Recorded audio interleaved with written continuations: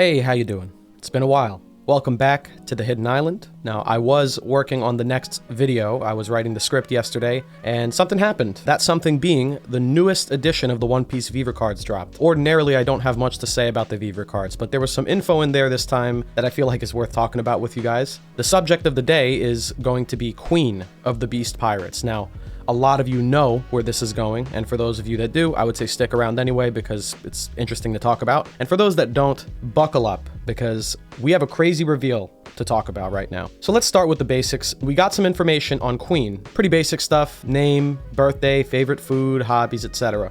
One interesting thing is that Queen's actual name is not Queen, it's Cyan, like I guess part of the word science.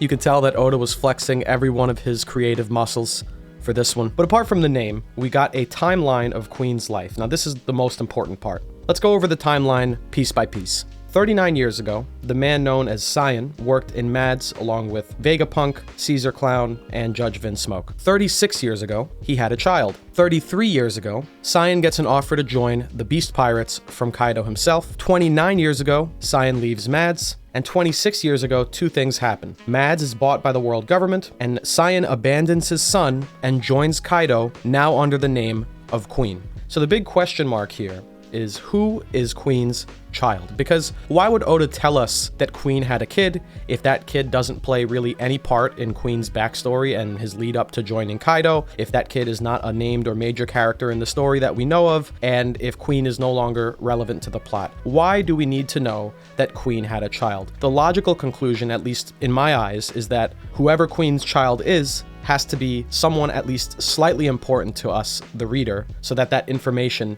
means something. So let's look at who was born 36 years ago. I'm just going to cut to the chase. A very important character was born 36 years ago, that being Cutty Flam, aka Franky. Not only does Queen's timeline line up with the birth of Franky, but the abandonment of Franky lines up with the timeline as well.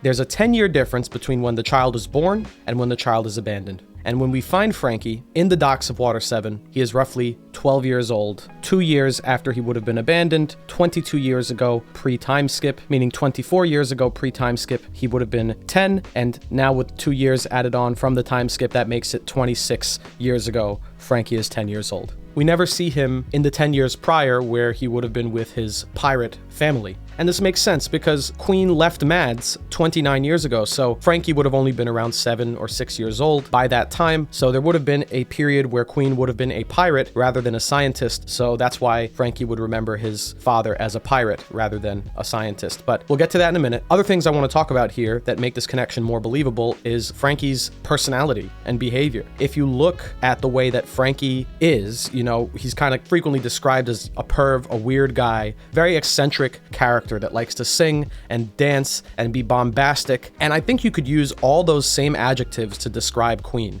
In fact, they're so similar that it shocks me that a lot of us hadn't put this together before.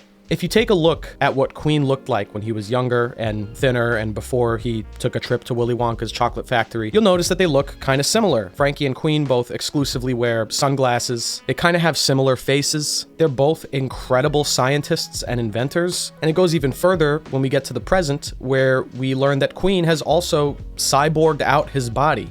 For a while, Franky was unique in being what we thought was one of the only people in the One Piece world to have turned himself into a cyborg. His body is almost entirely mechanized. But we learn in Wano that Queen has also done the same thing. Queen has turned a lot of his body, if not most of it, into a cyborg. We could see that when he, extended his neck in his dinosaur transformation. We can see with his arm that he has it kind of decked out with machinery or something of the like. So in this respect, not only personality-wise are they similar, but in their talents and their capabilities and just their general nature of being like cyborg men. Let's also take a look at their introductions. The first time Luffy meets Franky, Franky is doing a song and dance as his personal character introduction. He's, on top of the bridge at Water 7 and he's doing the dance with his backup dancers. And look at the first time we meet Queen. We meet him in Udon. Queen's introduction is through song and dance. He does the whole spiel all over again that Franky did. He comes out, he does this song introduction, he has his backup dancers, he's kind of ridiculous. In both dances, they even do the same pose. I'm sure if Queen wanted wanted to, he would try and connect his arms together, but I'm pretty sure his body shape is preventing that from being possible at this point in time. It's pretty astounding that in both introductions, they do the dance, they sing, they strike the pose with their arms. Okay, that's pretty crazy, but let's look at some other examples, because the rabbit hole goes even deeper. We all know how Oda loves to hide little tiny details in his artworks, like the color spreads or the cover pages of his volumes. We know that Oda hides things in there. So let's look at a couple of these examples for Franky and Queen. Look at how Franky is positioned on this cover, and look at how Queen is positioned on this cover. Here's another similar example. When you look at all this information in aggregate, it makes a pretty compelling argument for Franky being Queen's child, and it holds some serious implications for things that happened prior in the story. For example, the one that I like the most, the circumstances surrounding Franky becoming a cyborg in the first place. We know that Franky took a hit from the sea train, he was stranded at sea, about to die, and he comes across this abandoned ship just floating out in the middle of the water. Franky boards the ship, and he finds all this scrap and technology that he's able to use to fashion himself a cyborg body. Now, this ship is never clearly identified to us when we see it in Franky's flashback, but there's been a long-running theory since one of the recent cover stories that this ship is not just any ship. I've talked about it in my Franky video that I made on this channel, which you should check out if you haven't already. The theory doesn't hold up as well now, but the information in there is good. This ship is quite likely the Mads ship that the original Mads scientist group would sail around on. It looks very similar. It has the windows along the sides. It maybe lost the paint with the big Mads painted across the side of it, but for the most part, it can be believed that this ship and this ship are one and the same, and therefore Franky's life was inadvertently saved by Vegapunk's legacy and his technology, which makes sense because if you look at how the time skip played out, the same thing happened. Franky used Vegapunk's technology to upgrade himself, and it's after Franky goes on this ship and he becomes a cyborg that he changes his name from Cutty Flam to Franky. Similarly to how Queen, when he left the Mad ship, he also changed his name from Cyan to Queen. So these two guys had associations or relations with Vegapunk. They cyborged themselves out, and then after doing so, changed their name to something else. Also kind of crazy to think about. Then it also makes you think, why was the Mads ship floating near Water 7 in the first place? Well, let me ask you this. If Queen abandoned Franky, and Queen was formerly a member of Mads, how did Franky end up at Water 7? Realistically, the only way this would make sense is if Queen, after leaving Mads, hung around the area and then abandoned Franky by Water 7, right? Because if we're to assume that this is the Mads ship, and the Mads ship this whole time has been nearby Water 7, and Queen was a member of this ship in its heyday, and then left, and then abandoned his child, it would make sense that his child would end up nearby on Water 7. And thus, when Franky ends up stranded in the ocean near Water 7, lo and behold, he comes across the abandoned Mads ship. So when you put all of this together, it almost seems like a perfect fit. It makes total sense. However, there are a couple of counterpoints to this that I would like to bring up. I think it's important to talk about. Here's a tweet from Parvision recently, which I like and I agree with, where he said, another consideration for the Franky being Queen's kid idea is that Franky was 10 when abandoned and fully coherent of his circumstance. I've considered Franky being with Mads before, but this scenario would mean he grew up with Vegapunk and would know Queen, Caesar, and Judge. This is an important point because most of us remember people that we knew when we were 10 years old. Presumably people that we spent years with, because if Franky was with Queen up until he was 10, he spent a lot of time with Queen. So he should be able to recognize him. He should be able to know what his father looked like. Well, why didn't that come up in Wano at all? Franky and Queen were in the same place together. There was really no interaction between the two. It's kind of a big miss on Oda's part, if this was truly planned from the start, to have Franky and Queen not interact on any level or give any of these details to us directly in the story when he very well could have. He had the opportunity, the prime opportunity, and I would say only opportunity to do it in Wano. This also brings up another problem, which I think came up back when Zoro's family history was revealed, where we're getting the important details about Straw Hat family history now being given to us in Vivre cards. Now, I understand both sides of the argument. People want the major characters to have major family details like this given to us organically as part of the story. Because we had it happen with Sanji, right? Zoe and Whole Cake Island kind of set this precedent for us that from time to time we're going to get new reveals about the Straw Hats' past. And we have a bunch of Straw Hats whose pasts we don't know much about. Nami, for example. Zoro, for example. Franky, for example. So when Sanji gets an arc that delves into the depths of his tragic past and his family dynamic, and then, contrast that the next arc over with two characters having important familial connections to the location we're in, and both of them are relegated to Viver cards, I understand the frustration there. I think it serves to cheapen their past by just throwing it in, a piece of side content that not even everyone's going to read or ever know about. However, just to play devil's advocate, let me argue the other side. I really don't think Queen being Franky's father has any bearing on the plot. Same thing with Pin Zoro being Zoro's dad. Was he his dad? I don't even remember.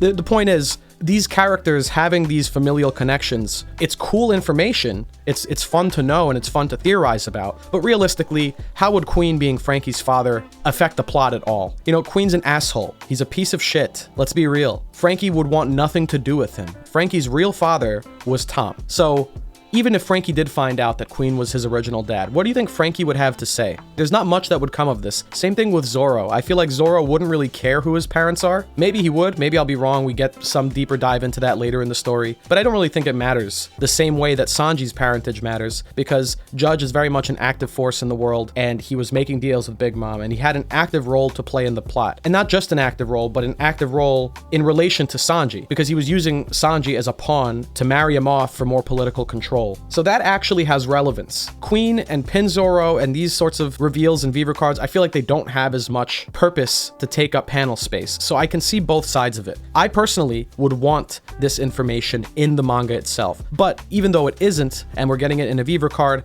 I can kind of take it and accept it for what it is, because even if we were to make it happen, I don't imagine that many crazy developments would come of it.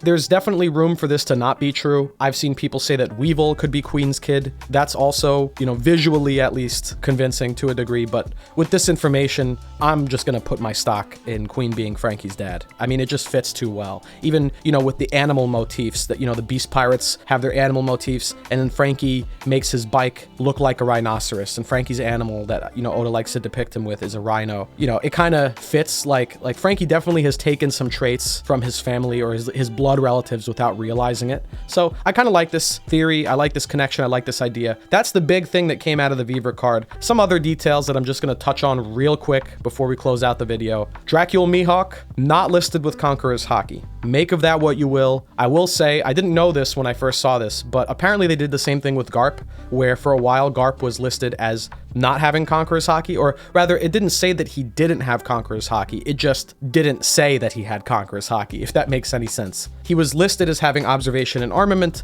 and then it turns out, now that we've seen Garp in action, he does have Conqueror's Haki, so they just didn't reveal it to us in the Viver card. It's probably the same deal here with Mihawk, if we're being real. I'm happy to troll and be like, oh, Mihawk fans cope, but at the end of the day, I think all of us are assuming that Mihawk has Conqueror's Haki, and I'm sure this is just a repeat of the Garp situation, where because we haven't seen the Conqueror's Haki yet, it's not listed. I will counter that by saying we haven't seen Kid use Conqueror's Haki yet, but it is listed for Kid. So, it can go back and forth. Really though, at the end of the day, Dracula Mihawk is probably going to have Conqueror's Haki. We got some confirmed deaths with this Viver card as well. Don Quixote Miosgard, confirmed dead. He was executed.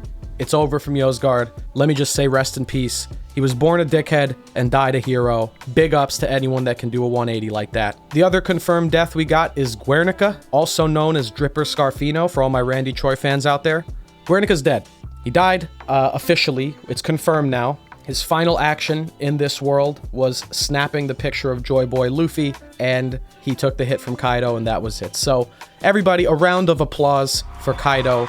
He actually, despite our assumptions, he managed to catch a body during the Onigashima arc, a singular body during the entire arc, and that would be a faceless character that was just introduced into the story within chapters of him dying.